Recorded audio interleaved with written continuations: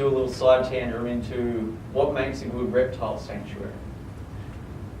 So, rock piles. So this is a rock pile, which, I mean, I wouldn't want that in my garden, it's pretty ugly, but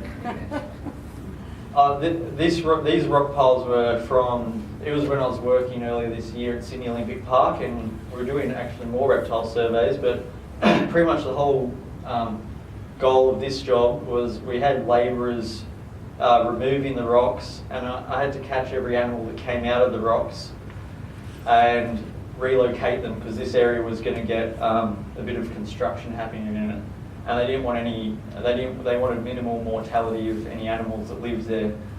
So when they were removing the rocks, I ended up, since I got a bit bored, I was writing down every animal species that came out of there, and surely enough, there's a huge amount of reptiles. I think we got there's at least 5 or 6 species of lizards, and I also caught a nice red-bellied black snake that was living in one of them. And there was also 2 frog species. So, yeah, rock piles, and you can make it look way better than that, obviously. You can provide this a sanctuary for reptiles, and I noticed that at different layers you had different reptiles occurring in them. So in the top layers, the smaller skinks actually climbed to the top more, but under the pallet there were blue tongues. So that could give you some ideas about what you could incorporate in your backyard, depending on what you want in your backyard.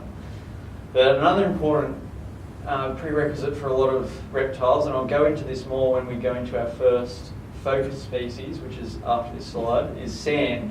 So quite a few reptiles require sand substrate so that they can dig into it and lay their eggs in it. So that's important if you want the reptiles breeding in your backyard.